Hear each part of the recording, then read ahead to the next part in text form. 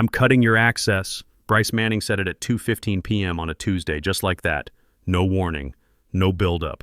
I was halfway through updating the certificate vault that controlled a $200 million escrow when she dropped it on the conference table. She didn't even look at me when she said it. Role consolidation, streamlining legacy privileges. Legacy. 16 years of building every system they ran on, and that's what it became in her mouth. Legacy. I'm Neil Cooper, 50 years old, and I'd just watched my career get handed to a kid who thought Stack Overflow was a senior engineer. The room went dead quiet. That corporate kind of quiet where everyone pretends not to notice the execution happening right in front of them. The CFO kept scrolling his tablet. General counsel blinked slow like he was underwater. And Bryce, our brand new VP of product with an MBA and a blazer that probably cost more than my car, kept talking about efficiency and right-sizing. Your contributions have been historically valuable, she said. Historically. Like I was some fossil she'd dug up while renovating. I didn't argue, didn't make a scene, just reached over and closed my laptop. Not like I'd be using it much longer anyway. I looked at the clock, 2:15 p.m., and made a mental note to update my folder when I got home. The one nobody knew existed. The one I called Let Them Learn. Because here's what Bryce didn't know. Every system in that building, every authentication string, every permission level, every failsafe, including the escrow protocol that her precious $200 million deal depended on, all of it ran through one name, K. Cooper. My mother's name, Catherine. She was a Navy nurse. Vietnam era. Taught me to solder circuit boards when I was 9 years old. Taught me to shut up and watch when everyone else was talking. And when I built that escrow system 7 years ago, I embedded her name so deep in the validator logic that it would take an archaeology degree to find it. Nobody ever asked about it. Nobody ever looked that deep. It worked, so it became invisible, just like me. I left the meeting without a word. Nobody stopped me. My badge still worked, for now. I took the elevator down alone, walked past the break room where some intern was nuking salmon in the microwave, and headed straight for the server room 1 floor below. The door clicked open. Nobody followed. They'd already written me off. Already moved on to whatever buzzword came next on Bryce's checklist. She thought revoking my access was the end of it. Clean break. Fresh start. She had no idea she'd just pulled the keystone out of an arch without asking what it was holding up. At 10:03 p.m. that night, my phone buzzed. Access modification scheduled. I watched the notification glow in the dark of my apartment. One by one, admin privileges started disappearing from the system. Vault access, certificate authority, deployment pipelines, everything. Everything except one. One key stayed right where I'd buried it. Dormant. Waiting. Because Bryce Manning didn't know it existed, and nobody else had bothered to ask. I poured myself a bourbon, neat, and sat by the window. Across the city I could see the office building, lights shutting off floor by floor like a ship going down slow. They were getting ready for the big transition. The Dutch fintech acquisition. $200 million riding on system continuity and compliance approval. Systems I built. Protocols I designed. They just didn't know how much yet. 7 years ago, we had a crisis. Transaction rollback failed at 11 p.m. on a Friday. Everyone else went home or started pointing fingers in Slack. I stayed. Me and one junior dev, a vending machine burrito that tasted like cardboard, and a dying Sharpie. While the leadership team spent the weekend drafting liability memos, I sketched out a secure validation chain on a napkin. Multi-stage authentication, redundant certificate checks, encrypted through a personal key registry that couldn't be faked or bypassed. Every escrow release had to pass 3 gates: system hash verification, validator clearance, private key authentication. If any stage failed, the whole thing locked down. No override button, no emergency skip, just a hard stop until a registered fallback authority signed off. That fallback authority? K. Cooper. I didn't pick my mother's name for sentiment. I picked it because it was real, because it mattered, because if I was going to build something that couldn't break, I needed to trust it with something I actually gave a damn about. Catherine Cooper taught me that systems fail when people rush to take credit. She taught me to build things that last, even if nobody remembers your name. The protocol worked perfectly for 7 years, never failed, never glitched, and because it never caused problems, it faded into the background. Just another piece of infrastructure nobody thought about, just like the guy who built it. Then Bryce Manning walked in with her fresh vision and decided to strip out the old guard. Never asked how things worked, never checked the documentation, never wondered if maybe, just maybe, there was a reason that quiet guy in the corner had been there for 16 years. She just swung the axe and called it progress. I reopened my archive that night, not because I wanted revenge, because I needed to see it was still there. Every line of code, every commit log, every certificate chain, every time-stamped validation record. All of it clean and untouched. I started pulling it together into one folder. Full system specs, key lifecycle docs, fallback authority logs, screenshots from admin dashboards with my name right there next to key custodian, K. Cooper. Even the old Slack threads where I'd recommended we document this stuff properly. They'd all been marked low priority and forgotten. I labeled the folder with the kind of clarity that comes from 16 years of being ignored. Let them learn. Bryce thought cutting my access was the end. She didn't realize she'd just locked herself out of her own building, and I wasn't about to hand her the spare key. For 3 days I watched it unfold from a distance. Emails flying, transition documents getting drafted, my name vanishing from every version like I'd never existed. Nobody reached out. Nobody asked for a handoff meeting. Nobody requested one single piece of institutional knowledge. Bryce handed the escrow module to Tyler Nash. 27 years old, boot camp graduate, the kind of guy who thinks Git is optional if you're careful. His Slack bio said Code Ninja with a little emoji sword. I watched them prep for the buyer's compliance call through the glass wall. Bryce pacing around reciting buzzwords. Tyler nodding with panic in his eyes. The CEO sipping coffee from a mug that said world's best strategist. Around 4 p.m. on Friday, I got an email from Bryce's assistant. Subject, compliance sync, confirming attendance. Body, just confirming you won't be attending Monday's call. I replied with one word, correct. Then I closed my laptop, unplugged my charger, and left the office 20 minutes early for the first time in 3 years. Walking out felt like watching someone set up fireworks backwards.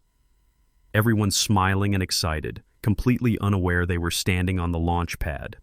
They'd erased me from every document, every presentation, every transition checklist. But the system didn't care about PowerPoints. It cared about keys. And no matter how many times Bryce practiced her pitch, she couldn't unlock a vault she didn't know existed. I'd built the foundation. I knew exactly where the cracks were. And on Monday morning, they were going to find out. The first alert hit at 2:08 a.m. I was awake.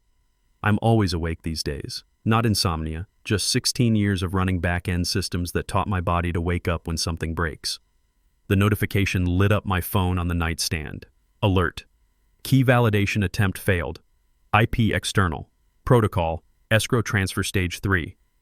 I stared at it for a minute. Then I put the phone face down and closed my eyes. They were testing the system. Had to be. Nobody ran escrow protocols at 2 a.m. unless they were trying to get ahead of Monday's compliance call. Some poor engineer probably got voluntold to just make sure everything works before the Dutch team logged on. Except everything didn't work. Because stage 3 validation required a key that exactly one person on the planet could authorize. And that person was currently lying in bed, 7 miles away, not lifting a finger. I didn't log in, didn't check the error codes, didn't even look at who triggered it. Why bother? The system was doing exactly what I built it to do. Locked down tight when someone without proper authorization tried to force their way through. At 4:45 a.m. my phone buzzed again. Error. Escrow access denied. Key authority not found. There it was, the full stop, the brick wall, the moment when the system stopped being polite and started saying no in a language even management could understand. I got up, walked to the kitchen, and made coffee. The old percolator bubbled and hissed while the city outside stayed dark. Somewhere across town, in that glass tower, someone was probably sweating through their shirt right now. Probably Tyler, poor kid. Probably hitting refresh over and over like that would magically fix a 7-year-old security protocol he didn't know existed. My phone kept buzzing. I left it on the counter and took my coffee to the window. I could picture it. Engineers scrambling in Slack. Someone pinging the buyer's team with a small technical delay. Legal pulling up old contracts trying to figure out who built what and when. And Bryce was probably still asleep, dreaming about her big Monday morning presentation, completely unaware that her entire deal was currently face-planted into a system she'd been too busy to understand. The sky started turning pink around 6. My phone had gone quiet for a bit, then suddenly exploded with notifications. All at once. Like someone had just escalated to full panic mode. I picked it up and scrolled through. 18 missed calls, 12 Slack messages, 3 emails marked urgent. I opened none of them. Just set the phone back down and finished my coffee. At 6:07 a.m. the email arrived. Subject line, urgent, escrow verification failure. I opened it. Short, direct, radioactive. We are unable to verify Stage 3 escrow key authority. System logs reference K. Cooper as fallback validator. Please advise immediately. Who is K. Cooper? 4 words at the end that probably made someone's stomach drop through the floor. Who is K. Cooper? I put my phone in my pocket, laced up my boots, and headed out for my morning walk. 6 blocks to the coffee shop, same route I'd taken for 10 years, past the bakery that always smelled like burnt sugar, past the bodega with the cat in the window. Normal Tuesday morning in every way except one. Except across town, a $200 million deal was quietly coming apart at the seams. My phone buzzed the entire walk, short bursts, long vibrations, group chats lighting up. I could feel the panic through the phone case, but I didn't look, just kept walking, kept my pace steady, let my boots hit the sidewalk in rhythm with whatever chaos was unfolding in that conference room. Back at the office, I found out later, legal had already called an emergency meeting by 6:15. One of the partners pulled out my original employment contract. Another one started digging through archived JIRA tickets, looking for anything with my name attached that might explain who this mystery keyholder was. The general counsel asked IT to trace the validator ID back to a person. Its answer, we don't know who K. Cooper is. Of course they didn't, because K. Cooper wasn't in the employee directory, wasn't on any org chart, wasn't listed in payroll under that name. It was a ghost in the machine, a name I'd buried 7 years ago when nobody else wanted to take responsibility for building something that actually mattered. And now that ghost was the only thing standing between them and their big exit. By 7:15 a.m., the emergency board call was already live. I know because Tyler sent me a Slack DM. Just 2 words. Please help. I didn't respond. The CEO was on camera. So was Bryce, looking like someone who just realized she'd walked into the wrong exam. The CFO, general counsel, half a dozen others, all staring at their screens with that specific expression people get when they realize they're in over their heads and the water's still rising. The buyer's team was on the line too. Their compliance director, their legal team, some guy whose title was just principal oversight, which probably meant he was the one with the power to kill the whole deal with one email. Someone asked the question, who built the current escrow system? Silence. Long, heavy silence. The kind that costs money. The CEO looked around his screen like the answer might materialize. Legal glanced sideways. The CTO, guy who hadn't written actual code since the 90s, cleared his throat but said nothing. Bryce opened her mouth, closed it, opened it again. Finally, someone from compliance spoke up, quiet, almost apologetic. Neil Cooper built it. The original validator stack. All of it. That was 7 years ago. Just like that. Boom. The CEO turned to look at Bryce. Not physically, they were all on Zoom, but the energy shifted. Temperature dropped about 10 degrees. Is that true? He asked. Bryce looked like someone just told her the building was on fire and she was holding the only extinguisher. I was told he wasn't critical to the transition. Who told you that? Legal asked. Bryce didn't answer. The buyer's compliance director leaned into her camera. Her voice was calm, professional, absolutely final. We need him. Not optional. We need Neil Cooper to validate this system, or we cannot proceed. That's when legal did something I'd never seen them do. They overruled the chain of command right there on the call. We're adding Neil to this meeting, one of the partners said. Right now, Bryce tried to object. He's the fallback authority. Legal cut her off. He is the system. My phone rang at 7:26 a.m. I was back home by then. I let it ring through to voicemail. 2 minutes later, a Zoom invite hit my email. I clicked it, joined the call. No video, no mic, just a black square with 2 letters, N. Cooper. Nobody said anything for 6 full seconds. I could see Bryce staring at my blank square like it was a judge reading her sentence. The CEO looked tired. The CFO looked pissed. Tyler looked like he wanted to disappear. The buyer's lead tilted her head, studying my empty square with professional curiosity. Finally, the CEO spoke. "Neil, can you confirm you built the current escrow protocol?" I didn't answer. Not yet. Just let that question hang there in the digital air. Let them sit with it. Let the weight of what they'd done wrap itself around their throats. Because sometimes silence says more than words. Sometimes you don't need to shout. You just need to let people realize what they've lost. They cut me out, erased my name, handed my life's work to someone who couldn't spell SSH, and now they needed me to save them. I reached for my mouse, hovered over the unmute button, and smiled. At 7:48 a.m., I unmuted. "Check your inbox," I said. 3 words, that's all. Then I muted again and waited.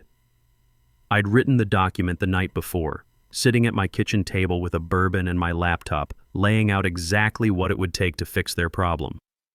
Not because I was being petty, because I'd spent 16 years watching people take credit for work they didn't do, and I was done with it.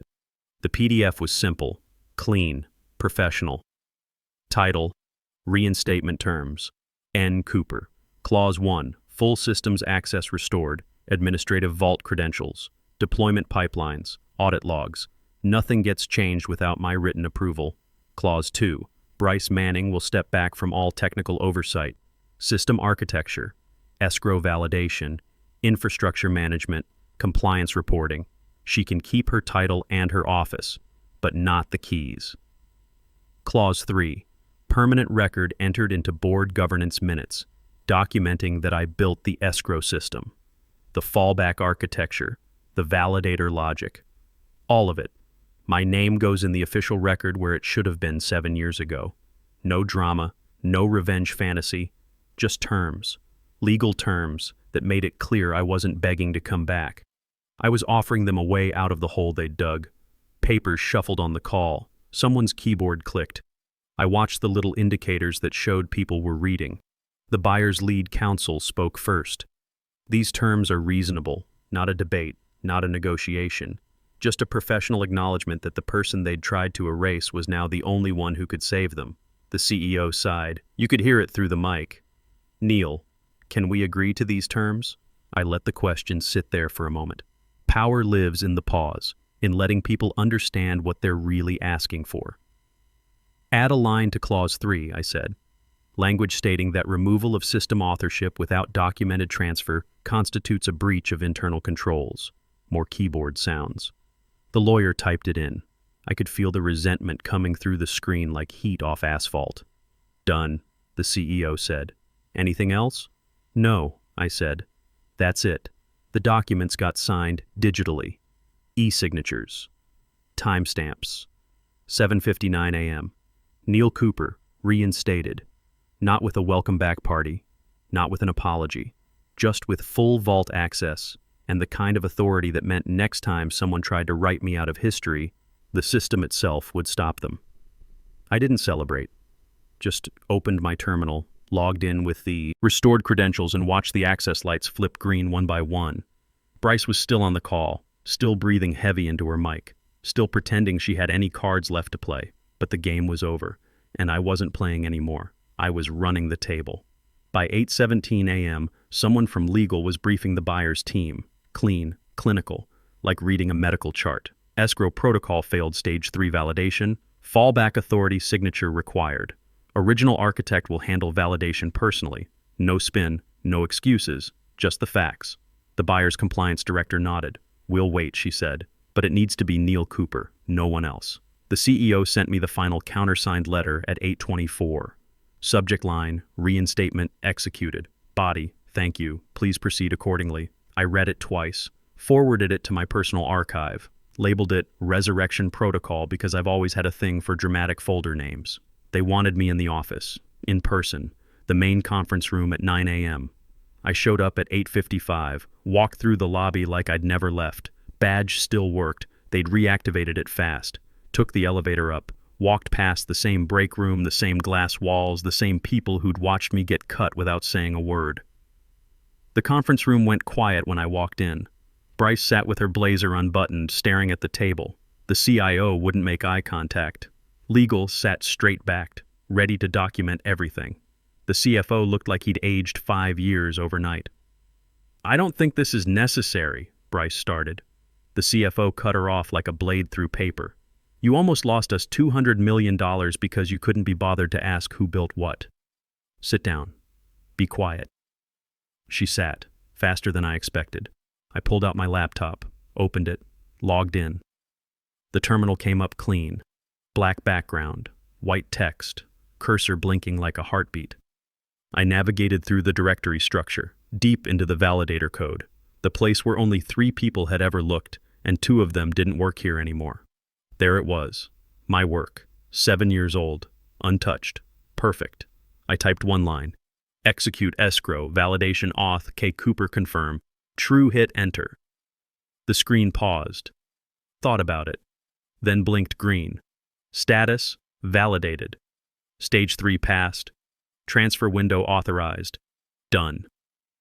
Over the speakerphone, I heard the buyer's team murmuring. Someone from compliance noting the timestamp. The legal rep nodding even though we couldn't see her. "We're clear," she said. "We can proceed." Relief flooded the room like air into a vacuum. You could practically see it coming off people in waves. "Thank you, Neil," the CEO said. Formal, measured, but genuine. "You're welcome," I said. No emotion, just professional courtesy. Because that's the thing about real competence. It doesn't need to gloat, doesn't need to swagger around making speeches. It just logs in, types 1 line of code, and saves your whole company while you're still trying to remember your password. They watched my screen like it was some kind of miracle, like maybe if they stared long enough, they'd understand how 16 years of invisible work had just saved their careers. But I don't explain miracles. I just write code that works. Bryce didn't come back after lunch. I heard about it from Tyler, actually. He came by my desk. Yeah, they'd given me my desk back around 1:30, looking nervous. "Security just walked her out," he said quietly. HR was with them. I nodded, didn't say anything. "I'm sorry," Tyler added. "About everything. I didn't know. About the system. About you building it." She just handed me this binder and said, "It's fine," I said. "You didn't know what you didn't know." He nodded, looked relieved. Kid wasn't malicious, just in over his head. Not his fault someone handed him a nuclear reactor and said, "Keep it running." "If you want to learn how it actually works," I said, "come find me tomorrow. I'll walk you through it." His face lit up.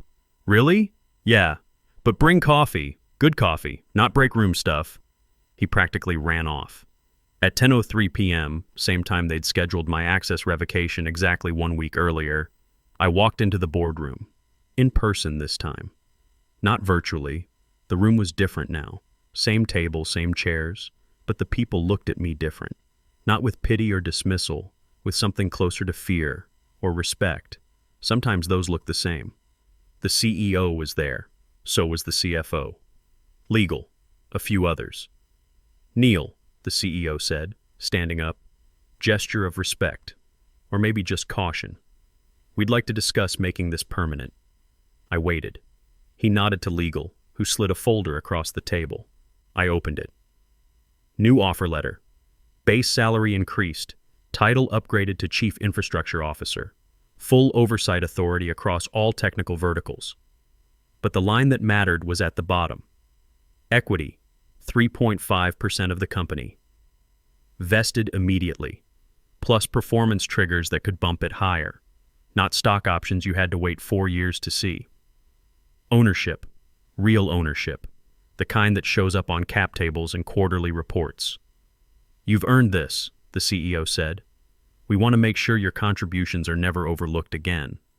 I looked around the room. These same people had watched me get sidelined a week ago without a word, had let Bryce scrub my name from every document like I'd never existed, had handed my life's work to someone who didn't know what he was holding. But now, they were offering me a seat at the table. Not out of kindness, out of necessity. because they'd learned what happens when you try to run a building without knowing where the foundation is. I tapped the folder once. K. Cooper accepts, I said. The CFO smiled. Not a polite smile, a real one. He'd been the only person in that building who'd cut through the panic and said what needed saying. Who'd told Bryce to sit down and be quiet. Who'd understood from the start that this wasn't about feelings. It was about function. He nodded once, respect acknowledged. I picked up the folder and walked out. I didn't go home right away. Took the stairs down to the server room instead. The elevator worked fine, but I've always trusted steel more than software. The door opened with a click. Same sound it had made for 16 years. I stepped inside and let it close behind me. The hum wrapped around me like a blanket, low, steady, the sound of systems doing exactly what they were built to do. I sat down at the terminal, logged in with my restored credentials. The screen came to life, cursor blinking, waiting for instructions. I pulled up the validator logs, scrolled through the entries from the past week. Every failed attempt, every error message, every desperate retry at 3 a.m. when someone thought maybe, just maybe, hitting it one more time would work, all of it pointing back to the same place. K. Cooper, the name nobody asked about, the ghost in the machine that saved their whole company. I opened a new terminal window and typed, #reset authority keys. The system prompted, confirm reset of primary authority credentials. I typed, Y, new registration required. Primary authority, I typed, N. Cooper secondary. Fallback, I typed, K. Cooper. The screen blinked. Processing, then, authority keys updated, dual authentication active, logs, timestamp, 10:47 p.m. No more ghosts, no more hidden names, just mine, clear and documented. If someone wanted to know who built this, who maintained it, who kept it running when everyone else was busy making PowerPoints, they'd see it right there in the system logs. Not revenge. Correction. I saved the logs, backed them up, sent copies to 3 different secure locations including my personal encrypted drive. Then I logged out, shut down the terminal, and stood up. The server room hummed on without me. It always had, it always would. That's the thing about building something right. It doesn't need you to babysit it. It just needs you to set it up correctly from the start. I walked back upstairs. The office was mostly empty now. Cleaning crew making their rounds. A few lights still on in corner offices where someone was probably still trying to catch up from the chaos of the day. My desk had a new nameplate. They'd moved fast. Neil Cooper, Chief Infrastructure Officer. Next to it, someone had left a handwritten note. Thank you for saving us. The team. I read it once, folded it, put it in my laptop bag. The team. Funny how I became the team the second they needed me. For 16 years I'd been legacy, historical, something to be consolidated and streamlined. But the moment their $200 million deal hung in the balance, suddenly I was essential. I wasn't bitter about it, just clear-eyed. Because that's how it works. You can spend years building the foundation while everyone else builds their careers on top of it. And they'll never notice you until the ground shifts and they realize they're standing on something someone actually built. My phone buzzed. Text from the CEO. Appreciate your professionalism today. Looking forward to working together. I typed back, understood, that's all. No thanks for the opportunity or excited to be back, just acknowledgement. Because this wasn't a fresh start or a redemption arc. This was a correction of something that should never have happened in the first place.